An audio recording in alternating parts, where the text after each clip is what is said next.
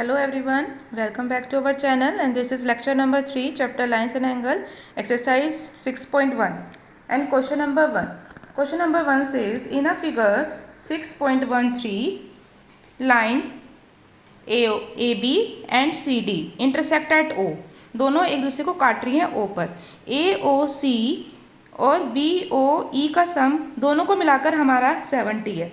चाहे ये 35 हो, चाहे 30 हो, 40 हो, कुछ भी हो, लेकिन दोनों का सम मिलाकर हमारा कितना है 70. और आपका BOD ये गिवन है आपको, ये 40 है. ठीक है, और इन दोनों का सम मिलाकर 70 है. तो हम ऐसे नहीं लिखेंगे. देखिए आप इसका सॉल्यूशन देखते हैं आपको कैसे करना है. सॉल्यूशन आपको पता है एक ही लाइन पे जो भी एंगल्स होते हैं उनका सम 180 होता है. देखिए अब कौन कौन से एंगल बन रहे हैं. AOC angle, COE plus angle EOB, ये तीनों तो एंगल्स बन रहे हैं और वो कितने होते हैं 180. रीज़न ज़रूर लिखना है. रीज़न है आपका लीनियर पेयर. एक लाइन पे जो भी एंगल बनते हैं उसे स्ट्रेट लाइंस या फिर लीनियर पेयर कहते हैं. अब देखिए एंगल AOC और आपका COE को आप इधर लिख दीजिए और आपका EOB इधर लिख दीजिए. तो हम इसे लिख देते हैं EOB और COE को हमने बाद में लिख दिया.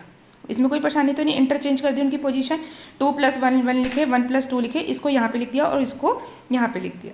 उसमें कोई परेशानी नहीं चाहिए इंटरचेंजिंग में, क्योंकि कुछ भी हम पहले लिख सकते हैं. अब देखिए इन दोनों का सम आपको 70 गिवन था, तो इन दोनों के सम की जगह हम क्या लिख देंगे 70 plus angle COE is equals to 180. ठीक है, यहाँ पे लिख भी सकते हैं आप. रीज़न गिवन था आपको angle AOC plus angle BOE is equals to 70. जो गिवन होता है वो हम मेंशन भी कर देते हैं. तो अब COE इधर ही रहेगा. ये 70 इधर पॉजिटिव का है, ये दूसरे तरफ जाके नेगेटिव हो जाता है. पॉजिटिव का नेगेटिव बनता है, नेगेटिव का पॉजिटिव बनता है. जब हम 180 में से 70 माइनस करेंगे तो ये आएगा 110. एक सॉल्यूशन आ गया आपका. COB की वैल्यू आ गई है. COB फिगर में देखिए ये बैठ रहा है, तो इसकी वैल्यू आपकी आई है 110. अब देखिए ये एक लाइन पे बन रहे हैं हमारे एंगल्स. अब बनेंगे COE, EOB और BOD. ये देखिए लाइन है, this is your line. Line पे जितने भी एंगल्स बनते हैं वो कितने होते हैं 180. Yes you are correct. तो चलिए लिखते हैं दोबारा से. We write again. या फिर आप पहले क्या रिफ्लेक्स ऑफ COE निकाल लीजिए. रिफ्लेक्स ऑफ COE हमारा कितना होगा वो भी करेंगे. पहले रिफ्लेक्स निकाल लेते हैं. COE का रिफ्लेक्स निकालते हैं हमेशा 360 में से माइनस करके, और हम COE को माइनस कर देंगे. तो वो कितना आ जाएगा 360 माइनस 110. तो ये आता है आपका 250. तो ये पूरा एंगल आपका कितना आ गया 250. अगर आपका AOC और आपका BOD ये देखिए दोनों वर्टिकली अपोजिट एंगल है. अगर ये 40 है तो ये भी कितना हो गया आपका 40. इसमें कोई परेशानी तो नहीं है. ये दोनों वर्टिकली अपोजिट एंगल्स हैं. आप इसे कोई से भी मेथड से कर सकते हैं. जो मैंने सम करके बताया वो भी कर सकते हैं, और जो मेथड अब करा रहे हैं वो भी कर सकते हैं. तो आपको लिखना पड़ेगा यहाँ पर ऑल्सो. ये पेन थोड़ा लाइट चल रहा है, हम पेन थोड़ा चेंज कर लेते हैं. Also AOC is equals to angle BOD is equals to 40. Reason ज़रूर लिखना है. इसे लिखेंगे वर्टिकली अपोजिट एंगल. ठीक है, इतना हो गया. वर्टिकली अपोजिट एंगल लिख दिया. इसे इक्वेशन हमने 3 का है, और इसको 110 को इक्वेशन नंबर 2 कह देते हैं, और इसको इक्वेशन नंबर 1 कह देते हैं. ठीक है, अब देखिए हमें क्या लिखना होगा. फ्रॉम इक्वेशन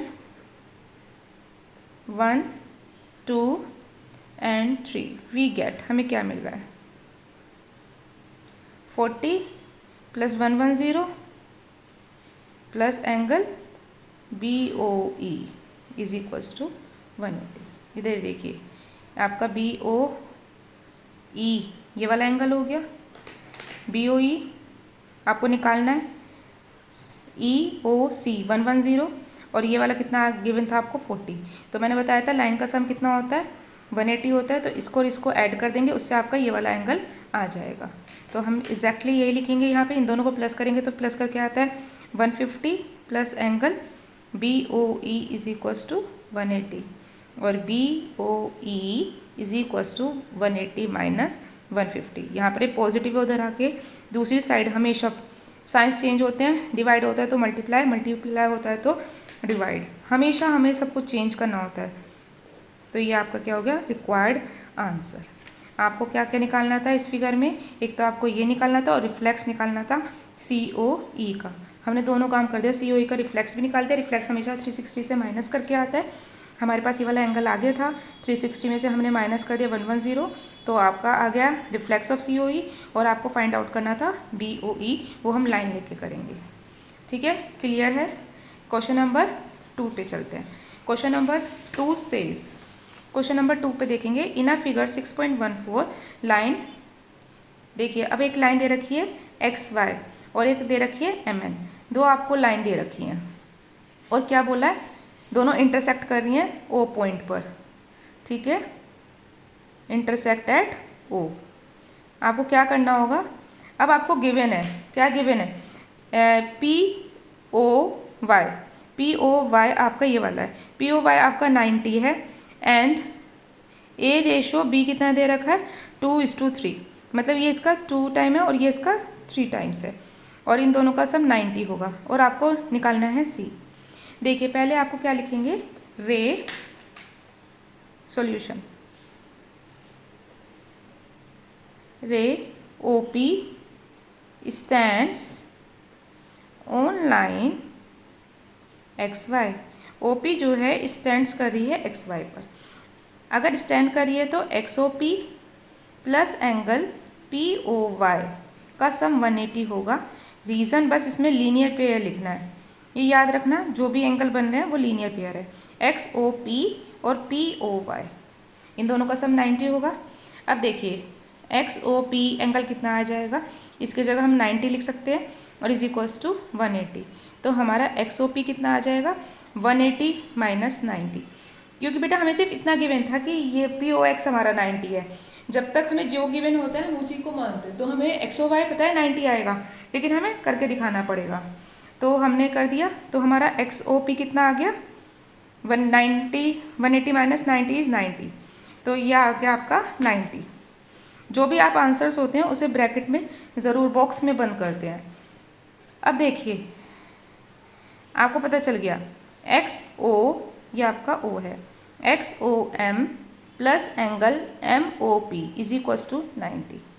अब हमारी दूसरी बात शुरू हो गई, XOM ये वाला हुआ और MOP ये वाला हुआ, इन दोनों का सम हमारा कितना होगा 90 होगा, क्योंकि अभी भी हमने पहले निकाला है। अब देखिए ये है आपका B और एक है आपका A, लेकिन A रेशो हमें दे रखा है, A रेशो B क्या होता है 2:3।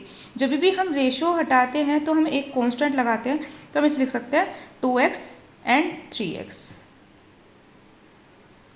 ये आपका A हो गया, A is equals to 2x और B हो गया आपका 3x, तो इसमें पुट कर दीजिए, तो ये हो जाएगा आपका 2x plus 3x is equals to 90, ये आपका आ जाएगा 5x इज इक्वल्स टू 90 और x की वैल्यू हो गई आपकी 90 डिवाइड बाय 5। जब आप 90 को 5 से डिवाइड करेंगे तो आपका कुछ आंसर आएगा 1 और 8 18, 1 1 और 4 18, x की वैल्यू 18 आ गई। तो अब इससे a की वैल्यू आ जाएगी और b की वैल्यू आ जाएगी, तो अब हमें क्या करना होगा, a की वैल्यू निकालनी होगी। a क्या है आपका 2 इंटू 18 और b क्या है आपका 3 इंटू 18। ठीक है, तो ये तो आपका आ जाएगा 54 और ये आपका कितना आ जाएगा 16 36, ये आपकी a b की वैल्यू आ गई 36। a is equals to 36 and b is equals to 54। Get it. अब देखिए अब क्या लिखेंगे हम, अब हमें C निकालना है। अब C के लिए आपको लिखना पड़ेगा एंगल XON जो C है आपका, और आपका NOY, दोनों का सम 180 होगा। रीज़न सेम रहेगा, लीनियर पेयर, इसे LP भी कहते हैं। आप शॉर्ट में इसे LP लिख सकते हैं, लेकिन रीज़न ज़रूर लिखना है। XON आपका है C और NOX आपका 54 है। क्यों है 54?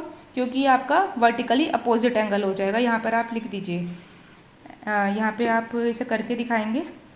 कैसे लिखेंगे आप इसे? NOX is equals to B is equals to 54, ये आप लिख के दिखाएंगे। NOY तो 54 इज इक्वल्स टू 180, तो 50C कितना आ जाएगा? 180 माइनस 54, जब माइनस करेंगे तो कितना आएगा? 126। यही तो आपको निकालना था C की वैल्यू। दैट्स इट, ख़त्म। अब हम क्वेश्चन नंबर 3 पढ़ते हैं। क्वेश्चन नंबर 3 क्या कहते हैं, देखिए। इन फिगर 6.15, ये देखिए फिगर है, हमें दे रखा है PQR is equals to PRQ। तो आपको प्रूफ करना है एक्सटर्नल एंगल्स भी इक्वल होंगे। ये अगर x है तो ये भी x है, और हमें प्रूफ करना है ये वाला एंगल इस वाले एंगल के क्या है? इक्वल है। इसके लिए आपको क्या करना पड़ेगा, देखिए। सबसे पहले गिवन से शुरू करेंगे, जो भी हमें गिवन है। तो आपको गिवन है सॉल्यूशन, पहले सॉल्यूशन, फिर लिखेंगे गिवन। गिवन है आपको PQR is equals to PRQ, equation number 1, and this is your given. फिर आप लिखेंगे लाइन सेगमेंट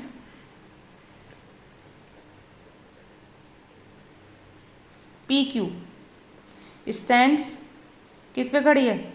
ST पर। सही बात है। और अगर खड़ा है तो इन दोनों का सम कितना होगा? 180, ठीक है ना। तो हम क्या लिखेंगे? Therefore angle PQS plus angle PQR is equals to 180। इसे इक्वेशन नंबर 2 बोल देंगे और इसका रीज़न देंगे लीनियर पेयर। फिर से आप लिखेंगे लाइन सेगमेंट PR किस पे खड़ी है? ये वाली PR किस पे खड़ी है? इस पे ही तो खड़ी है। PR स्टैंड्स ऑन ST, फिर से ST पे खड़ी है। तो हम क्या लिख सकते हैं फिर से कि इन दोनों एंगल्स का सम 180 होगा, ठीक है।